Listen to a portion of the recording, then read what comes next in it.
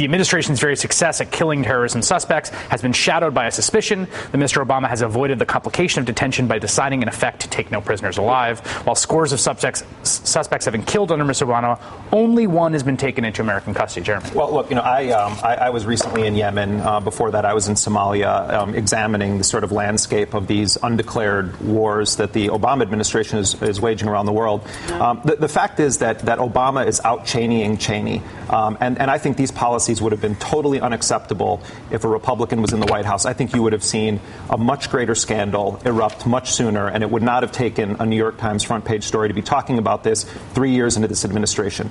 President Obama authorized his first known drone strike 3 days after taking office, as he was announcing this radical shift from the Bush-era doctrine of preventive and preemptive war. He then doubles down and starts escalating the drone campaign in Pakistan. What does that mean, out-Cheneying Cheney? Well, look, President Obama is running an assassination program where in a 2-week span in Yemen, he killed 3 U.S. citizens, none of whom have been indicted or charged with any crime.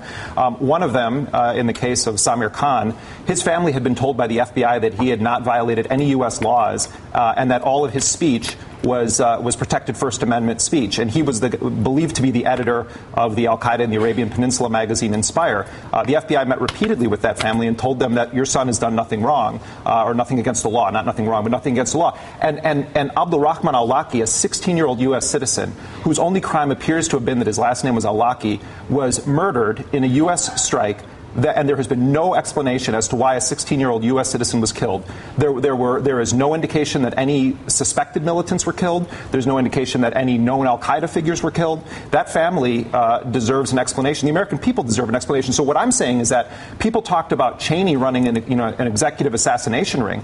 What's President Obama's policy? I mean, this would have sparked outrage among liberals, and they are deafeningly silent over this issue. To your point, here is Dick Cheney praising the president's counterterrorism policy in an interview with Jamie Gangel of the Today Show. Take a look.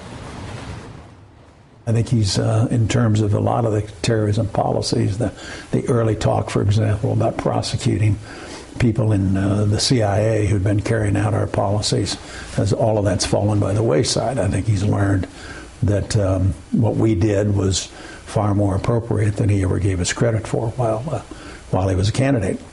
So I think he's learned from experience. That's Dick Cheney gloating a little bit, and to